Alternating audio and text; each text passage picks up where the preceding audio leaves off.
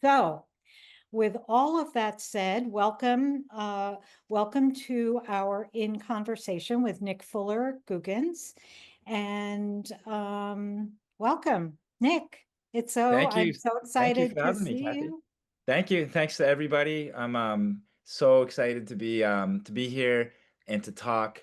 I know we'll get into the book, but there's sometimes I talk about the book and it's all about people want to know all about the fiction part. And I also love to talk about all the nonfiction aspects of the novel, which I'm sure we'll get into tonight. So I'm thrilled to be with you all. Thanks for having me. Now, I'm so excited. Welcome to Arizona, Thanks. where the temperature differential is probably about, oh, I don't know, 60 or 70 degrees. So what brought you to writing and teaching? Tell us a little bit about your trajectory. That always utterly fascinates me because the paths we take in life are often not what we expect. So tell us what brought you to to the here and now. Sure, yeah. So right now I teach fourth grade in Maine at a public school in a mid-sized Maine city, which is a pretty small city. Um, and I just published my second book, just came out last week. I'm working on my third novel right now, so that's just kind of where I am in my two careers.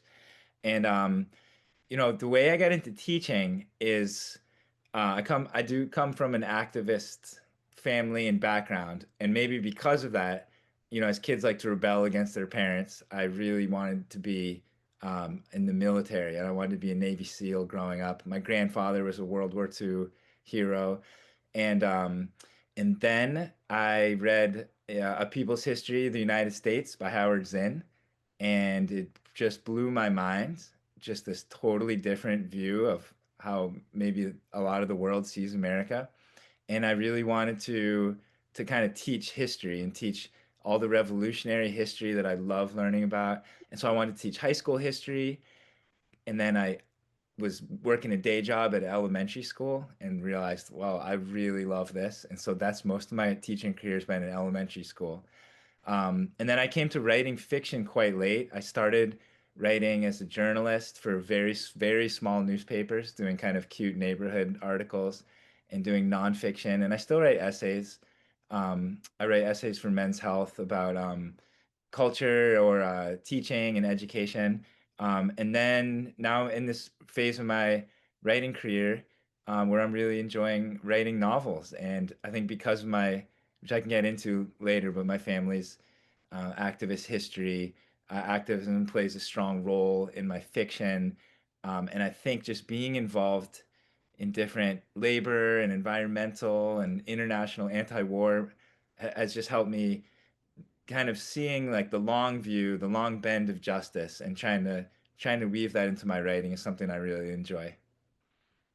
Well, I always love when you are able to pull different threads from your life and your interests and weave them together into some sort of productive, endeavor. So that is wonderful that you've been able to do that.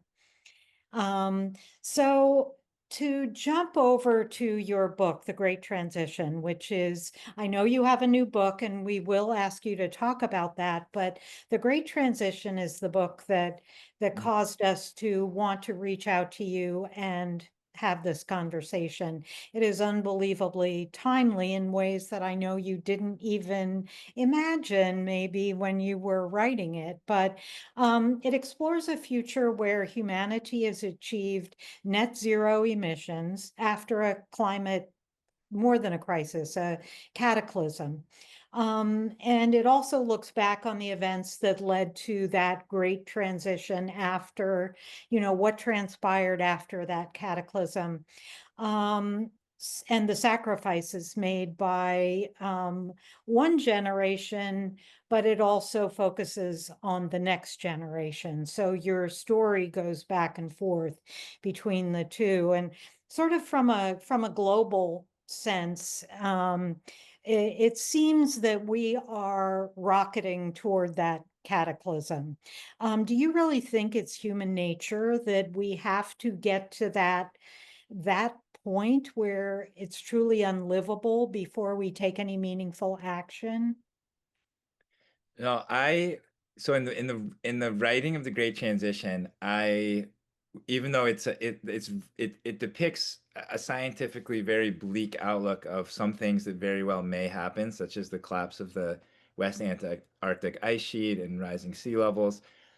But in writing it, I became actually a lot more hopeful about human nature, and it just, retroactively thinking a lot more about the themes of it.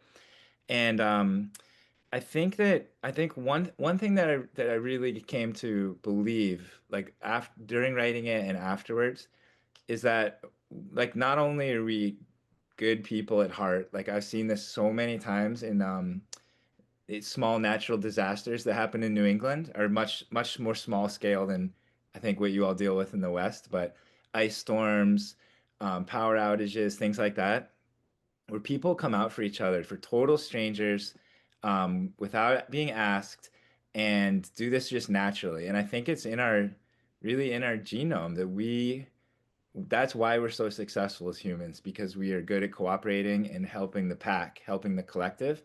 And you see it all the time in natural disasters like that. And so I think it's an instinct in us to cooperate. And I think that I've come to believe that cooperation is inherent in our humanity, and that competition is actually relatively new in the whole species of our million years as human beings.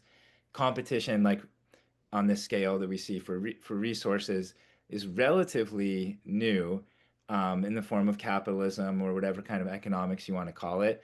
And I feel like that has to be taught a little bit. And so the hope part of it was something that I hadn't really thought about in writing the book. But all I knew is I wanted to write what I called like a best worst case scenario for the climate, where humanity could really rally and come together, like a story that I would love to see happen. And in doing that, I didn't realize what I was doing to my brain, but I've since talked to people who've studied these things, and um, I'm going off on quite a tangent here. Is this okay? All Yes, right. totally. Like cognitive scientists now, they look at hope as the opposite of memory. So memory places us in the past in our mind, and hope is the cognitive opposite of it that places us in the future in our mind. And just like we all know we can do exercises to strengthen our memory, um, cognitive scientists are saying we can do the same thing to strengthen our hope. There are neural pathways in our brains that we're building, and it's part of cognitive therapy people do now for treating depression. But I also think it's really a useful practice for not only ourselves, but also any kind of social movement. It's just envisioning what a better future could be like. And it really feel like it did something to my brain, where even with all of the terrible news going on now, I do have this kernel of hope. And so to answer your question in this long-winded way, I do think calamity, from what seems like historically, like calamity certainly um, helps people come together, but people want to do that and support each other. I really do believe that and have seen it. And the other thing is that like what you all are doing is amazing, because like when these moments come, these moments of disaster or calamity, and people do want to come out and do the right thing, in times, it seems like historically in times when there has been like a foundation of organization, that energy can be used to really leap so quickly, and history changes so fast in ways that nobody sees until it's done. But without that base of organization, that energy can kind of just dissipate. So yeah, kudos to all what you're doing. I'm big on Team Hope and could talk about hope for the next hour and all the tangents of it.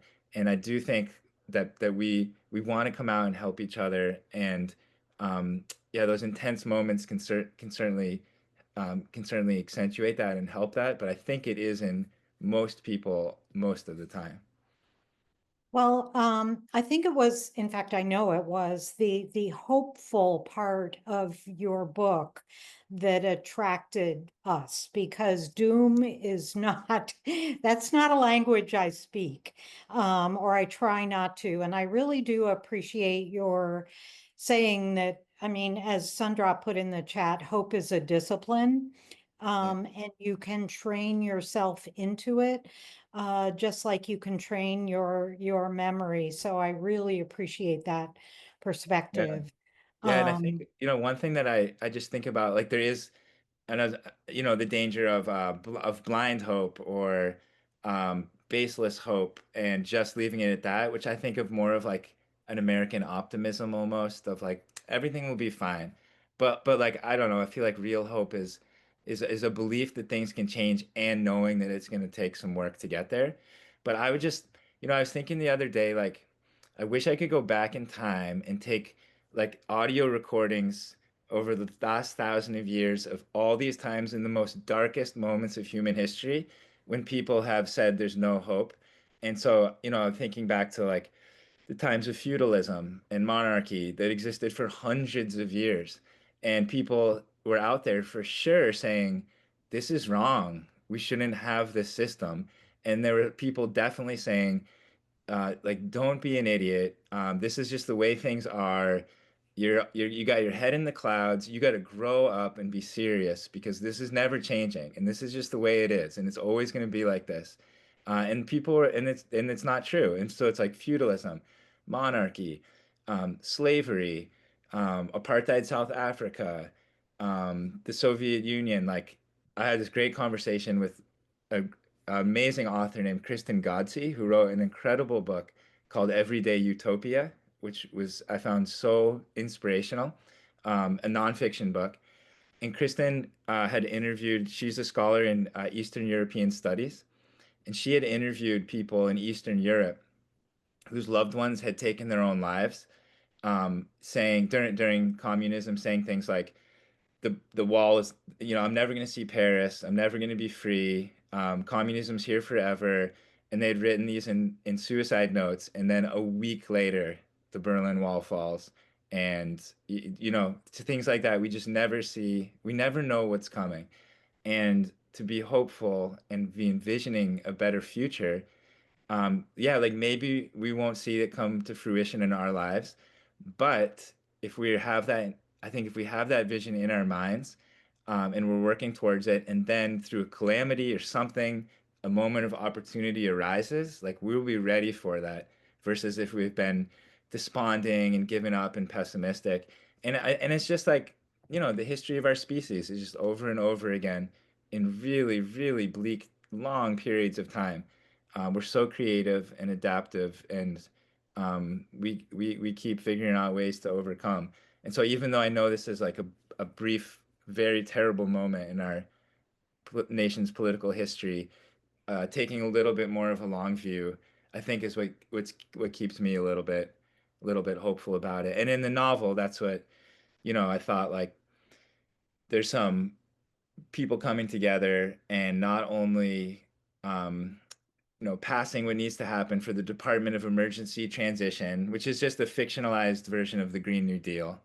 But then also that that's not good enough, and people within that movement kind of pushing it to go even further and more progressive and do more to change society. And John, I think what I drew from that, even though it's a fictional world, is just like studying history and seeing it happen over and over again. mhm.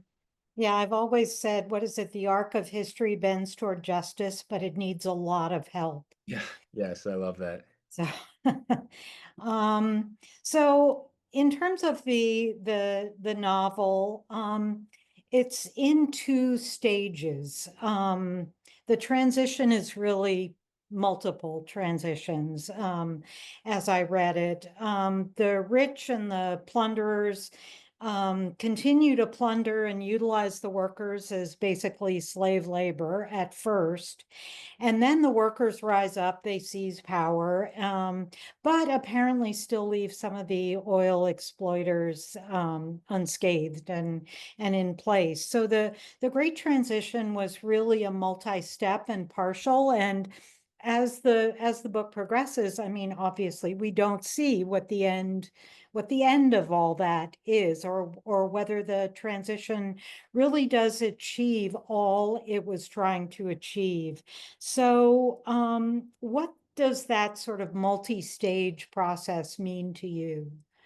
Sure, yeah. So yeah, what happens at the beginning, not the beginning of the book, but at the beginning of the transition, the West Antarctic ice sheet collapses and sea levels are rising, and there happens to be this political opening, and so the Department of Emergency Transition is created, which, when I just like looking at the numbers needed for a real robust Green New Deal, it's money that we already have. It's just being spent on the military right now. But it's there. And so it's totally feasible. This is not science fiction. Same with the technology. It's all stuff that already exists. Um, but what we see happen is like, with big political programs, there's so much money and power involved that there's always, or not always, but we see a lot are you know, we maybe a program isn't going as far as people want it to go, or in this case, the scientists say it needs to go, but there's been concessions made. And in fact, we saw this with during the Biden administration. There was actually a climate corps was created. And a lot of people messaged me about this, like, oh my God, it's really happening. And there's all these press briefings from the White House about, oh, the climate corps is being created. And so I started looking into it, and it sounded great. But then when I really looked into it, it was the actual fine print was that the federal government would hire 50 workers to work in the forestry department starting in a year. And so, like, there's a big dissonance between sometimes what, like, we all know, right, what politicians will say, and even if it's well-meaning, even if they want it to be passed, and then what's actually happening on the ground. And so that kind of dissonance is what we see in happening at the beginning of the transition, where there are these huge programs passed and millions of people are being hired, and that's great, but the projects are being funneled to very specific areas, like in parts of Arizona are saving wild firefighters saving very wealthy areas of Phoenix, or in New York City, this plan that again I didn't come up with. This really does exist, called the Big U, which is to create a giant seawall around the southern tip of Manhattan, which also just coincidentally happens to be the seat of finance and money in the United States. And so workers start to see this, and um, in my mind, I was like, this would be amazing if something like this passed, and then could see these concessions being made, and then kind of ask myself, like, well, how could it be even better? And so what comes out is something like a general strike, um, ish, based on the inspiration of withholding labor and workers kind of seizing the equipment needed to save the world and starting to make their own decisions instead of taking decisions from up top. And so this creates kind of a revolution within this federal program. And I took a lot of inspiration from that, just from the labor movement, and even lately, even though unions are not at a high mark in this country, or organized labor, they're extremely popular, and I just keep coming back to, like, what is a real lever of power that we have to change things, and withholding labor is just so powerful. And looking back, seeing how so many programs created during the New Deal, um, and the Great Society were in some ways like concessions to organized labor, right? Where the establishment was worried about, like, how far left could this get? We better throw them some very big bones, like Social Security, Medicare, and so on. Um, so anyway, those are kind of how like the stages of the transition, and then ultimately, like you were asking Kathy about the people responsible for this, which I could also get into for a long, long time. In writing this book, I did a lot of research, which I'm sure a lot of people know about how Exxon and Chevron and so many of these companies have known for over 50 years exactly with really amazing accuracy. Their scientists predicted what would happen to the climate by this point if they proceeded as they did. And with that knowledge, they not only kept extracting fossil fuels and using them, but also sabotaged every attempt to make a clean transition from the Kyoto protocols to so many other examples along the way. And so I think about these people as like these are human beings who've made this decision. We think about these faceless corporations, but then looking at like each corporation has a C-suite and a board of trustees, a board of directors. We're looking at like a couple dozen people making the big decisions. And then when I extrapolated that out to all like the big 100 oil companies and governmental extractors, and then maybe going out to like their lobbying firms, their advertisers, their insurers, we're still talking about like tens of thousands of people, which could fit enough like to fit inside a big stadium, could fit the number of people who have consciously pushed the planet towards this extinction level. And so thinking about like what does justice look like for these people? And I did a lot of research also looking into South Africa and also post like Nuremberg, post World War II. And in a lot of cases, there might be like showcase trials or for a few people. But a lot of people who were involved, really got off, like especially with South Africa. There's the Truth and Reconciliation Commissions, which were really great for like restorative justice, but as far as like actual changing the economic conditions on the ground, um, I don't know. I don't know if people would say like justice had really been served. And then lastly, I just also looked at big tobacco because I kept hearing in the research like, well, big tobacco really got what was coming to them in the 90s, and big tobacco was taken down in the 90s. And I was curious, well, what about the people who ran those companies? And similar to like the Sackler family who owns Purdue Pharmaceuticals, they might have taken like a slight hit to their profits, slight, but no criminal penalties, and the tobacco executives all live in lavish lives, retiring. And so that's what I took to the novel too, this idea that even with almost like a revolution, it could be, conceivable that still the people responsible um, are around, because that seems to be mostly what has happened in our history so far. Mhm. Yeah, I think that sort of leads into the subject that one of the other incredibly relevant issues is income disparity.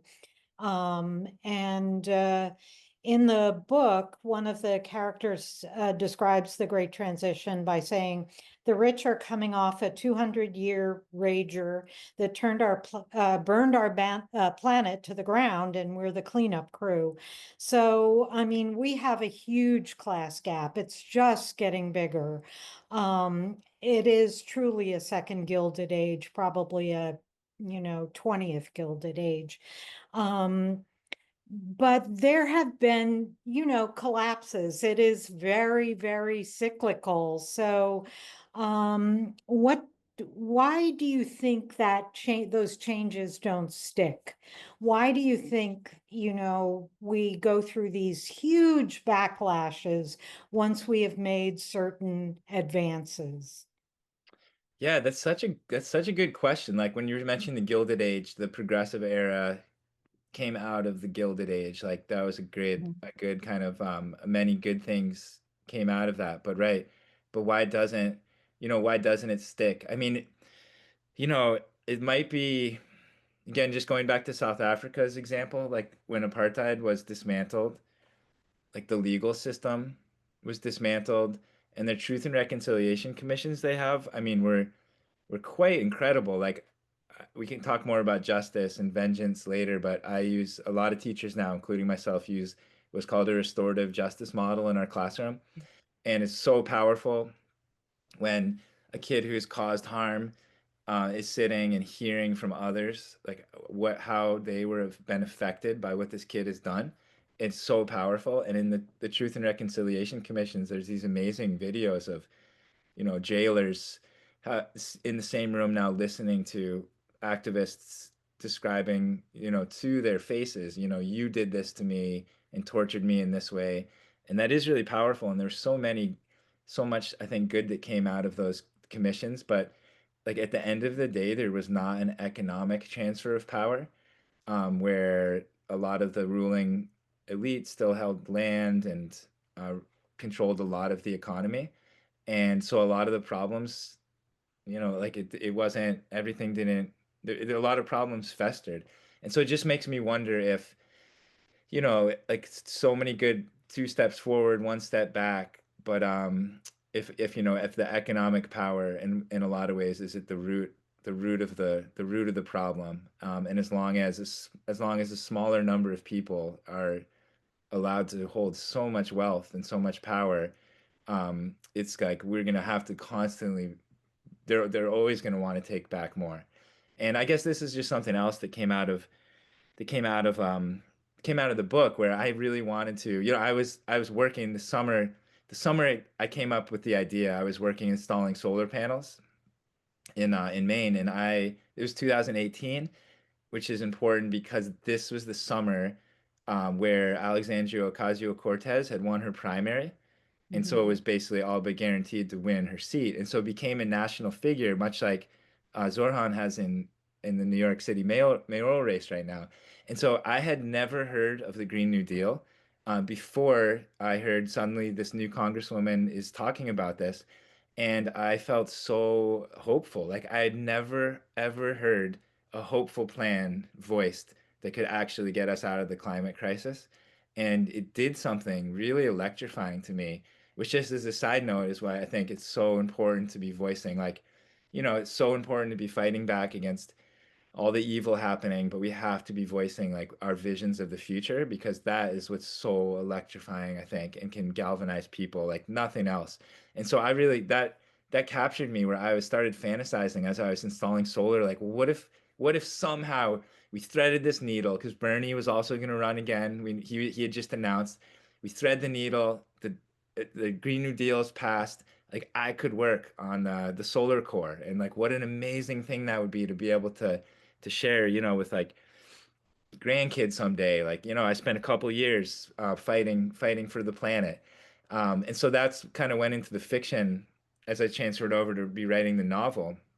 I knew I had to write like a very hopeful story, humanity mobilizing, a climate crisis utopia, I started calling it in my head.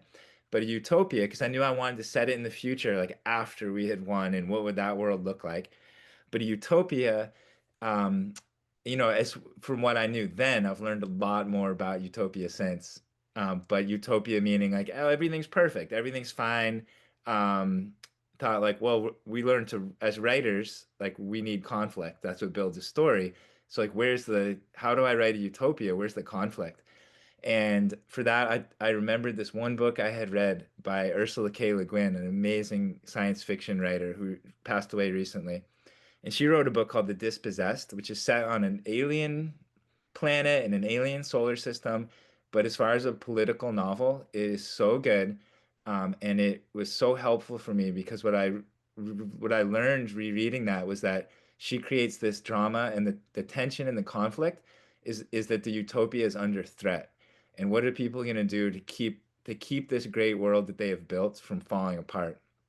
And just going back to your earlier question, I think that it's got to be, it's just we can never let our guards down. It's like the whatever is gained, like for instance right now I teach in a public school, like a bedrock of American society, and that's under threat. And just we always have to be on guard, to save all the little utopias that we have. And I think it's exhausting too. And so it makes Mhm. sense to me why there's, two steps forward, one step back. Mhm. Yeah, I think I read recently that if people don't see conflict, they will manufacture it. Hmm. So it's almost like as humans, we crave that sort of drama or conflict or something to demonize. Hmm. So, in order to fight. And unfortunately, a lot of the, um, conservatives and MAGA folks know very well how to stir up that Yeah. type of manufactured drama that, um, Yeah, and that was something that I think that's a good point, and something that Bernie Sanders did and does so well is that is in just in the same lineage of FDR is pointing that conflict and that maybe that need for that towards not other people who are worse off than us, but towards the billionaires and towards the ruling class. And I thought there was so much power in that. And I should also just mention that part of like the hope that went into this book was like the Green New Deal, just learning about that and what that did to my mind to be like, after years of just kind of casually assuming that we had no chance as a planet. Um, there's that. Also, the winter I started like really researching this, it was the end of 2019, early 2020. So I was up here in Maine and my wife and I were volunteering for the Bernie campaign. And so that was the winter where he won, was it Iowa, New Hampshire, Nevada? And so there was this feeling of like, oh my God, something might really change here. And it was, I was volunteering, and so among a lot of the other people campaigning for him, and so like that feeling of that just that spark of being like, wow, we might be on the precipice of like this two-party system experiencing a real jolt. That was very exciting, and also went into like just that feeling in the book of that big changes can happen so quickly, even though we feel like we're like stuck sometimes, but we're never stuck. It's just we never see things coming. And then just the third thing was when I was in Los Angeles, where my wife's family is from, at the beginning of COVID, which was right when I started writing the book and saw again like the other natural disasters I mentioned. People came out for each other at the beginning of that in such amazing ways, making sure people were mhm, fed, driving masks across the city to nurses, really, really checking on each other. And so a lot of that went into the novel too. So just all these little spikes of hope. mhm. Yeah, I so appreciate that you are working on that hopeful but also conflicted, future rather than dwelling on all of the sort of dystopian details of the actual collapse of climate. Hmm. Um, but that's just me. That's just me. So one of the things that really fascinates me about the book, and you've explained it a little bit by saying that you come from an activism background in your family, because your book delves very deeply into the past actions and the impact on future generations, but also the impact that we have ourselves. And this is one of my favorite subjects is personal agency.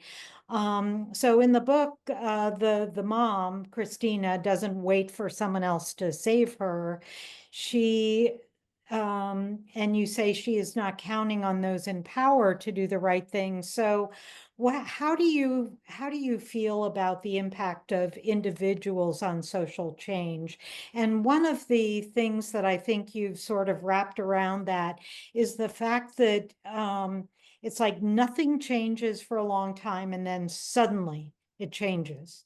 But that change is driven by a lot of work that may have been less visible leading up to it. Yeah, So I just wonder if you can talk about that sure. agency. Yeah, I mean, I think that I mean, just this just making me think of I've been listening to this podcast on revolutions that goes so into detail on all these different from the Haitian to the French, and in the Russian Revolution, they focused on this one day where it was a winter day but unseasonably warm. So a lot of people just wanted to be outside to begin with, but also women had been really protesting for the right to vote in addition to all these other reforms going on. So there's kind of like a big women's march, and this is just in one city, and I think in St. Petersburg, and a ton of people already outside, and this just kind of so you have like somewhat organic, just masses of people, also women activists marching for the right to vote, creating just this huge mass of people that when soldiers ordered to fire on refused, soldiers joined them, and so quickly it snowballed from there. But underpinning all of that was that like the Bolsheviks and these other political parties had been organizing for decades, and not just organizing like a political party, but organizing soldiers and workers. And so they had this whole foundation kind of ready to help accentuate this organic moment happening.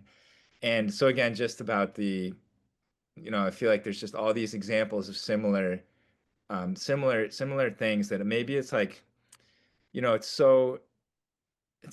and I think such a gift too to see something wrong and know like, oh, well, I could participate in trying to change this. And maybe some of that is cultural or comes from a certain family. And I've been really fortunate. Like my I think it was my great aunt was a suffragette who chained herself to the Massachusetts State House gates. My mother's an amazing activist. My brother's a organizer and in unions, and so I've seen people just kind of wading into. There's a problem. I don't know. Let's see what we can do. And I feel like it's like not only nice spiritually, to feel like a little bit empowered. But meeting up with the other people that are interested in trying to change this is like literally the only thing that has ever changed anything. Like if we were to reverse engineer any big social change, it had to have been from one person, a couple people thinking, what if life didn't have to be like this? How could we get there? Like, what obstacles are in the way? And then, oh, other people have also been thinking about this. Let's get together and talk. And I think about it sometimes like rivulets, like from a rainstorm coming down, forming into bigger streams, and then into a river. So that's kind of because I do think the collective is so important, and that no, I don't know if there's too many, no, not really any examples I can think of long-lasting social change and coming without serious organization underpinning it. But then at the same time, like you're saying, it is, individuals choosing to join this cause, and yeah, it's such a fascinating part of our human experience. Hmm. Yeah, I think it's often, I mean, what is it called? Social, I can't remember the exact term, but um, we have people who step up as leaders, but also the first follower is incredibly important. Mm, So usually or often when you see one person stand up, um, one person alone has trouble making that change, but they set an example that other people can join, and yeah, that is what brings people together. But it does often, it seems, take that one act of courage to set an example. yeah. So, but also that first follower to sort of validate, yes, that is a valid action or statement or move. Yeah, So, it's such. Oh no, go ahead. no, go ahead if you have something to add on to that. It just made me think. I feel like I am talking a lot about the Bernie campaign, but it's just so influential in my life. It's like the most hopeful political moment, definitely of my lifetime. I'm 42, um, and that I think like politically, people were very excited about the campaign, and also people were very nervous. Like, what if we choose wrong here and he loses to Trump? And so I think what you're saying is so important about like a follower. And then also, as I've been talking about the book and sharing with people, also a role, I don't know what you call this, it's just a role of like, just don't get in the way. Like, don't, don't be the person.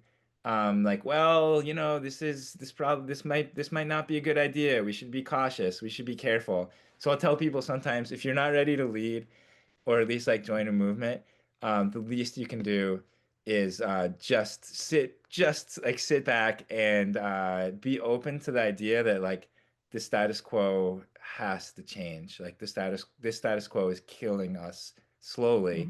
Mhm. Something has to change, and arguing, you can always take the stance like, well, if we try this, it could get worse. Um, but I think that I don't know what you call that social role, but I think that there's something to that too. Mhm. Yes, yes, it's, what is it?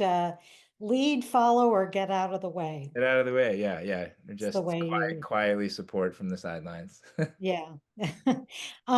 So the relationship in the book between the husband and the wife, it seems very metaphorical to me. You have the wife who is, the fiery activist, and the husband who is sort of, let's enjoy what we have, um, and not sort of peek under the rug, let's just take it, be satisfied, we've done our work, let's sit back and enjoy the results.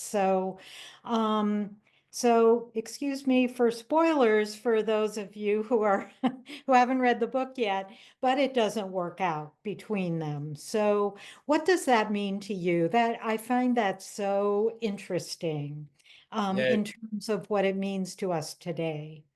yeah. I think I thought a lot about Christina and Larch's like, as the book went on, and definitely again, a lot of these things like just has the way I was trained as a writer, and I think a lot of writers are now in different MFA programs in the country, is to not plan out a whole book ahead of time or write to a theme, but writing kind of character to character, seeing what happens, and then going back and revising. But what I found is really fascinating is that afterwards, it's been really interesting to go back and look at like what was going on in my head there, or what were some of the themes. And I think that Larch's point of view of like I sacrificed years of my life for this war, and lost people I love, and maybe we didn't win everything, but this is a pretty good world, and I just want to enjoy life with my daughter and my job. Versus Christina, who's thinking like we can't sit back and relax because they're going to claw back power. We have to finish the job. We can't let the people who caused this survive. And in some ways, I guess I thought about it as my kind of warring parts of my own brain, is thinking that on one hand, everything needs to be all hands on deck, all energy committed towards whether it's fighting the climate crisis, or like as a teacher, gun violence and school shootings and is such a big deal, and like doing anything we can to stop gun violence, but then also wanting to go for a walk with my wife and play a game with my brother and watch something on TV and enjoy life. And it's like these warring voices in my brain. Like we have to do everything we can, but also we have to enjoy life. And so I don't know what the balance is. I think that's where fiction is useful, to kind of try to play that out a little bit. But I am like, I think look back to some of the unions in the 30s and 40s that would have really big social components too. So having big cookouts, and even like building their own housing and having their own summer camps. And I think some political parties did this too. And I think that might be like there's something to that. Like we can fight together and have fun and socialize and relax together too. hmm Yeah, I'm sure Trisha is enjoying you saying that, because one of the things that Indivisible promotes is that we have to get together and socialize. We have to get together and celebrate. It is absolutely critical to cohesion and also to energizing each other. We say on our small, as I said, small but mighty team, we can't all afford to have a nervous breakdown at the same time, because we spend a lot of time supporting each other. So that comes with, being in community and, organizing in your community and forming those bonds. So I think that's really a critical part of the organizing and the activism work that we do.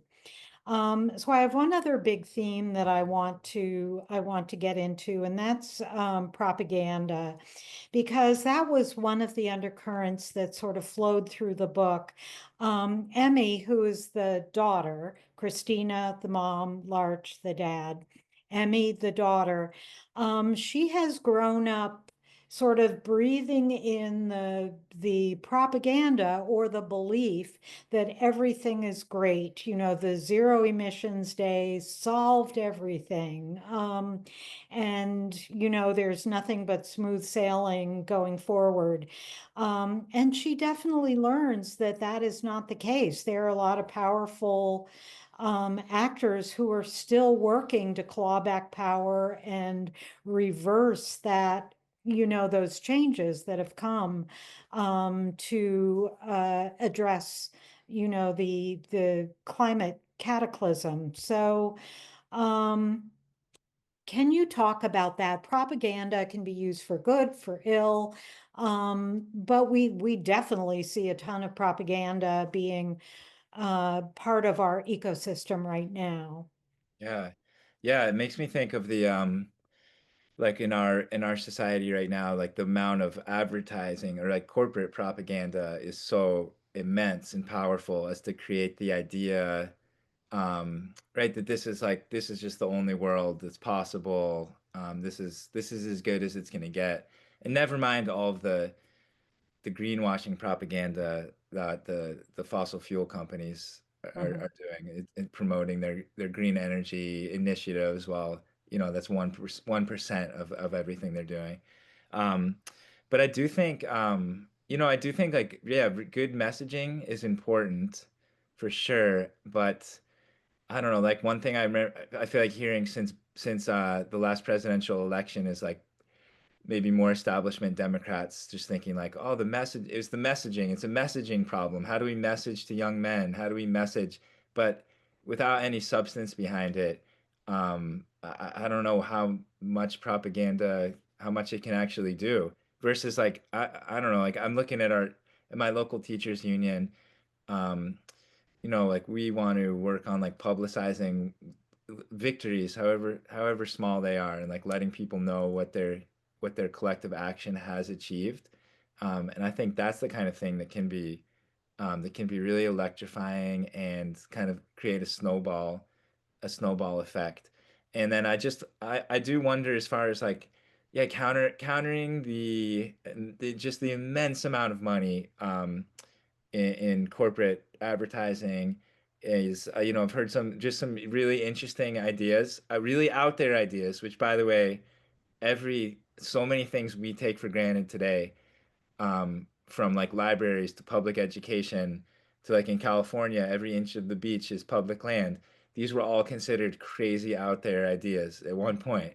But ideas like that the internet should be a public utility, really, really strong regulations on like the algorithms and advertising, and wondering like what that would do to counter kind of negative propaganda. I don't know, but I feel like it's interesting, worth taking a look at. I'd definitely be up for it because, again, what's working now, not great. So I feel like some change needs to happen. And I will just give a plug for, this is also from Kristen Godsey, who wrote Everyday Utopia. Just because I work in a school, and in this public school, it's like so many services provided. It's incredible. And Kristen reminded me that in 1848, free and public education was a plank of the Communist Manifesto. So it was considered like the most radical idea in the world politically at the time, that random strangers would pay for other random strangers' kids to be educated. And then now it's, for many, many years, just such a part of our society. So there's so many, call them like little pocket utopias around, huge victories that at one point seemed so out there. So I just always also remind myself of that as much as I can. Mhm. Yeah, I think one of the messaging sort of frameworks that we try to use is to always paint the picture of where we need to go, where we're going. And I think people need to have that vision in order to feel motivated. Yeah. So I think that is really important. We're coming up on time, so what questions have I not asked? What would you like to add to what we've already said? I think I did see one question in the chat, but um, we'll go to that after this. Yeah, I mean, this has been such a great conversation. I'm trying to think of some things. I guess one thing that came up after writing the book and thinking about it is again just this idea of justice and vengeance and seeing justice in my classroom. I see what happens when it works well, and it's incredible. And with restorative justice, and I also see sometimes there's just no time. There's no time for it, and I'll say, "Hey, you apologize to so and so right now. We got to go to art." And that's not, no one's happy with that. We all remember what that felt like when, mom or dad or teacher just tells someone to apologize and they mutter sorry. It's not real. It's not justice. And I see it bubble up later on in the class behaviorally, this like idea that injustice just festers.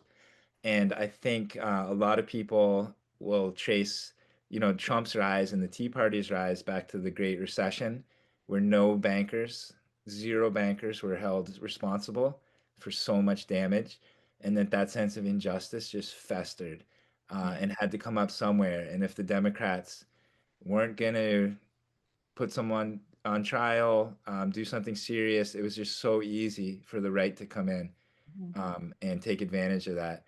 And so I think just something, I don't know, that came out of the book that I think is good to keep in mind, that I think about like a lot of movies and even a lot of books that are really popular have this big vengeance theme, whether it's like Django Unchained, where they go back and kill all the slave owners, or Inglorious Bastards, where they kill all the Nazis.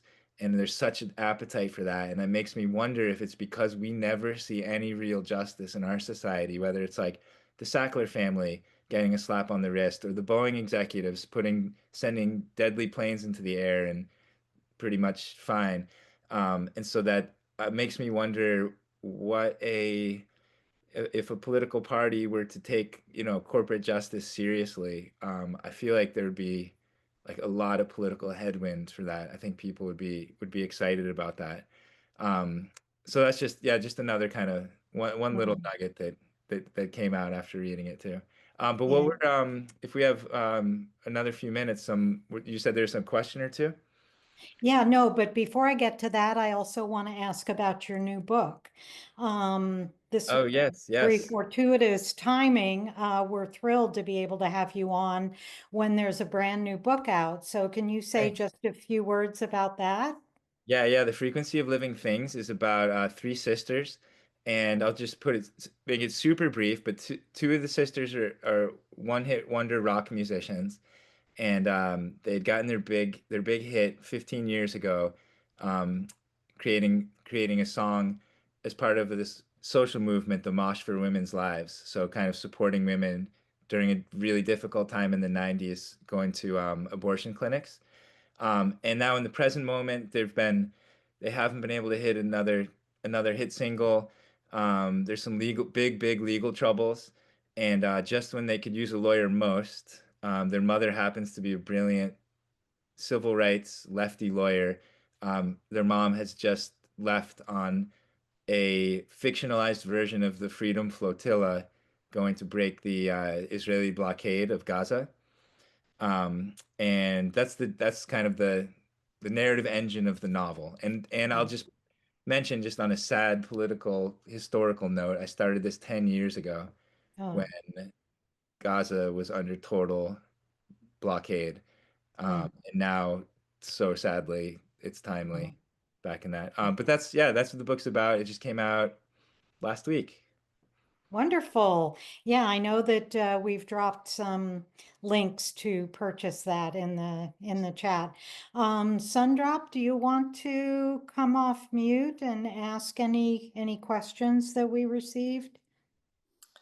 I think the only one that came in through the chat was folks would like to see your stories on screen and are curious if you're talking to anyone about movie or Yeah, series rights. yeah, that so writing a first novel, it's such an act of faith. You don't even know if anyone will ever read it, but it has to be basically complete when you hand it in. And so years and years. I mean, I had fun doing it, so it's like, don't cry for me. I enjoy it. But so anyway, when people would ask like, who did you imagine playing Larch or Emmy or Christina as a movie? I'd say like, I never even imagined this book would come out. Never mind that it could be made into a TV show or movie. But so yeah, when it came out, I had maybe 3 or 4 conversations with producers in or writers, showrunners in Hollywood, and that was very exciting. And then nothing has come of it as of yet. And kind of going through a similar thing with the new book. And from what I understand, the little I understand, to make something in Hollywood, it makes publishing a book look very easy. Like the number of things that have to come together at once is I don't know how any movie ever gets made. Yeah. But yes, there had been, but also sometimes those things will come back around. So I'm still like very cautiously optimistic, but we'll see. Nothing Mhm. so far. Mm. Well, that would be great. So I know we have a ton of appreciation for you in the chat, all kinds of thought-provoking discussions here. So hopefully, what I like, I mean, this is just me, I'm weird. I'll read a movie review and that makes me want to see the movie. Mm. So even if I know how it ends, that is what stimulates me to read it or to watch a movie. So hopefully this will stimulate people to want to go out and read your book and read your future books. And I do appreciate, although it was a little the dystopian that you said some of it in Arizona. That's So right. That's yeah. right. True. I mean, in some ways, some of the pivotal scenes in the whole narrative, historical narrative of the book take place. That's right outside Phoenix. So true. Hmm. Um, well, yeah, thank you all so much, so much for having me, and I can't tell you how grateful I am for all the work you're all doing out there. Keep it up, and yeah, like what you said, don't we can't all have mental breakdowns at the same time, panic Yes. attacks at the same time. So I hope you enjoy life at the same time as much as possible. Hmm. Okay, Nick, thank you so much. This has been an absolute joy. I will be up on our YouTube channel, and Sundrop will send a follow-up email with any links. So, including the links to your book. So, thank you so much. And also, I should say thank you for joining us from the East Coast, where it is 3 hours later. Oh, pleasure. So I hugely appreciate that. Been an utter pleasure. Thank you so much, Kathy, and thanks to everybody. Okay. Good night, everyone. Night.